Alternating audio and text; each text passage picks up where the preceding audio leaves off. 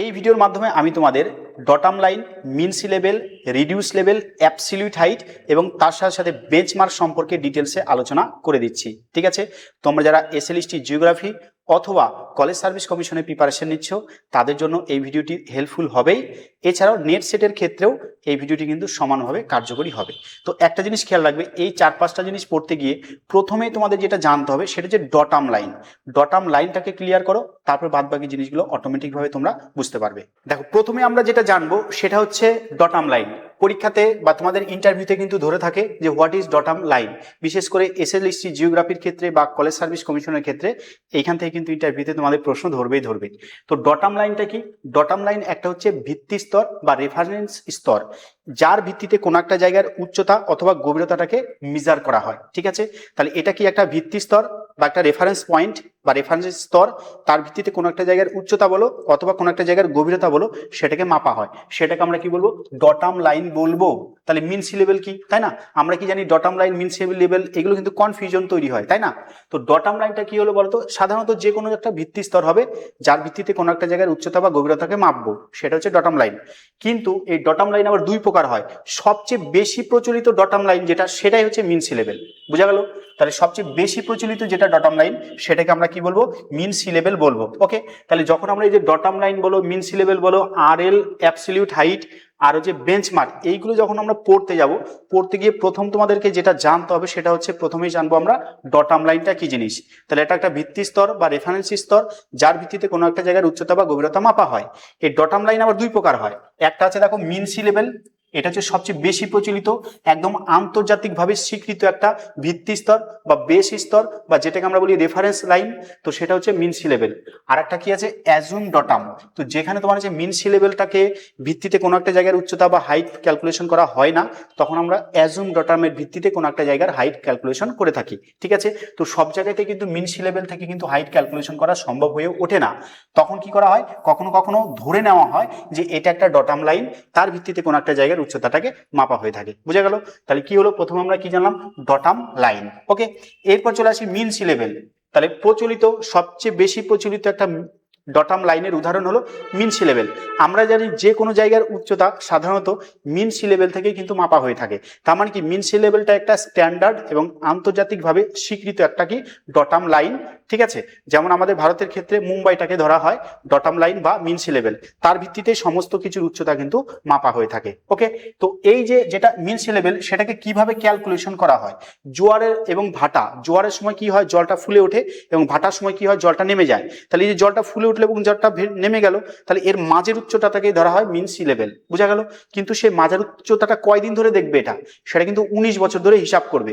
তো 19 বছরের সর্বোচ্চ উচ্চতা কত, সর্বনিম্ন উচ্চতা কত, ঠিক আছে, সেই 19 বছরের গড় করে তার মাঝের যে উচ্চতাটা সেটাকে কিন্তু ধরা হয় মিন সি লেভেল বা সমুদ্র পৃষ্ঠের যেটা গড় উচ্চতা আমরা বলে থাকি। ঠিক আছে, তাহলে এটা গেল কি মিন সি লেভেল। ওকে, এরপর চলে আসি আমরা আরএল আর হচ্ছে অ্যাবসলিউট হাইট। ঠিক আছে, আমরা যদি বলি যে হিমালয়ের উচ্চতা কত, তো বর্তমানে হিমালয়ের উচ্চতা হচ্ছে 8848.86 মিটার। এটা কিন্তু বর্তমানে হিমালয়ের, বিশেষ করে মাউন্ট এভারেস্টের উচ্চতা। ঠিক আছে, তাহলে মাউন্ট এভারেস্টের উচ্চতা কত? সেটা কিন্তু 8848.86 মিটার। কিন্তু এই যে মিটারটা হলো, এই উচ্চতাটা হলো, আমি আমাদের সুবিধার্থে 8848 মিটারের কথাই বলছি। তাহলে হিমালয়ের যেটা উচ্চতা সেটা কার সাপেক্ষে হলো? সেটা কিন্তু সমুদ্র পৃষ্ঠের সাপেক্ষে, যেটাকে বলা হয় মিন সি লেভেল, যেটা আমাদের মুম্বাইকে ধরা হয়েছে গড় সমুদ্র পৃষ্ঠের উচ্চতা, যেটা MSL যেটাকে বলছি আমরা। ঠিক আছে, তাহলে এই যে যেটা হলো 8848 মিটার, সেটা কার সাপেক্ষে হলো? সমুদ্র পৃষ্ঠের সাপেক্ষে। কিন্তু এখন প্রশ্ন হচ্ছে, কোনো একটা জায়গার উচ্চতা যদি বলি সঠিকভাবে কতটা হলো, ঠিক আছে, তাহলে পৃথিবীর কেন্দ্র থেকে যদি আমি মাপি, তাহলে পৃথিবীর কেন্দ্র থেকে হিমালয়ের উচ্চতা কতটা, সেটা হয়ে যাবে তোমার হচ্ছে অ্যাবসলিউট হাইট।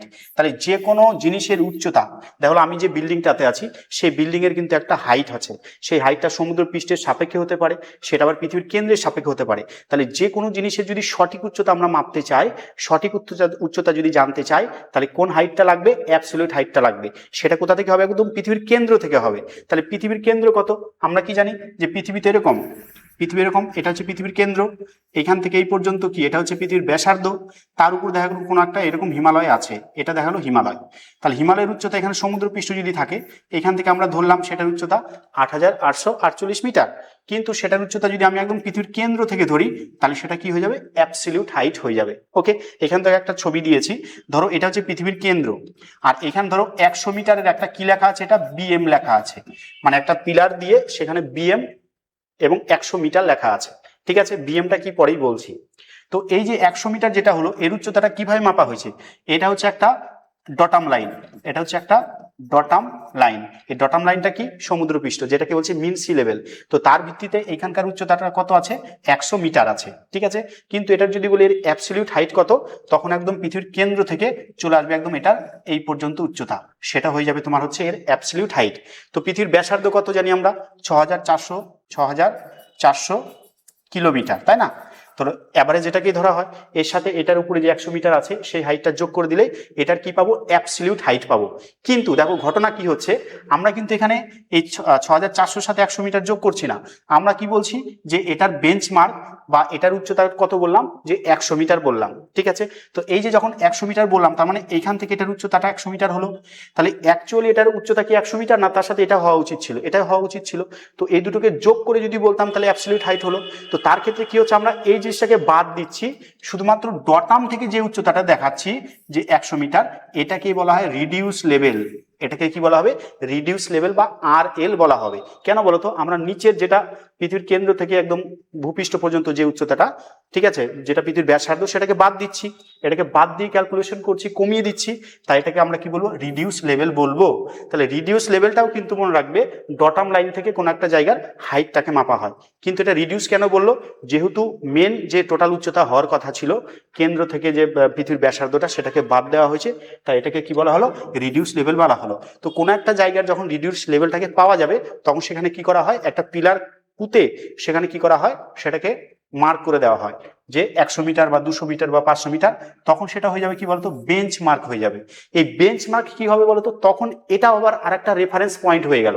তাহলে প্রথমে দেখো, এই ডটাম থেকে এই জিনিসটার 100 মিটার উচ্চতা আমি বের করলাম, যেটা হচ্ছে রিডিউস লেভেল। তারপর ওটাতে কি করলাম, ওটাকে মার্কিং করে দিলাম যে এটা আমরা কষ্ট করে মেপেছি, এটা হচ্ছে 100 মিটার হাইট। ঠিক আছে, এখন এটাকে রিডিউস না লেভেল বলে ওটাকে আমরা কি বলবো, বেঞ্চ মার্ক বলবো।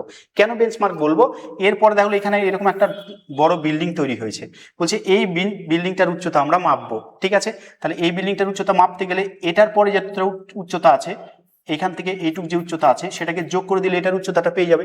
তখন এই বিল্ডিংটার উচ্চতা মাপার জন্য এই যে পয়েন্টটাকে আমরা রেফারেন্স হিসেবে ব্যবহার করলাম, সেটাকে বলছি বেঞ্চমার্ক। ঠিক আছে, সেটাকে আমরা কি বলছি, বেঞ্চমার্ক বলছি।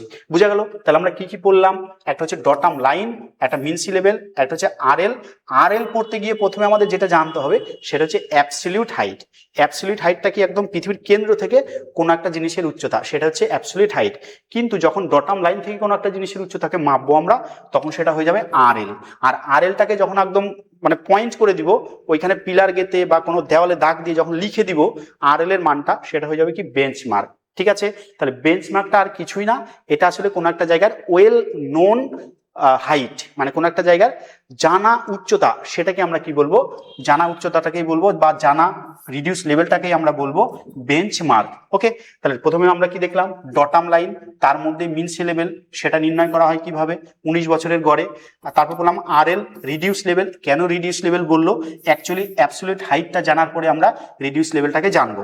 এরপর হচ্ছে বেঞ্চমার্ক, যেটাকে বলছিলাম আমরা পার্মানেন্ট হাইট, কোনো একটা জায়গার, যেটা হচ্ছে রেফারেন্স পয়েন্ট হিসেবে ব্যবহার করা হয় অন্য কোনো কিছুর উচ্চতা মাপার জন্য, আমরা এই বেঞ্চমার্কটাকে ব্যবহার করে থাকবো। ঠিক আছে, তাহলে এই ধরনের ভিডিও পেতে গেলে অবশ্যই চ্যানেলটার সঙ্গে থাকবে।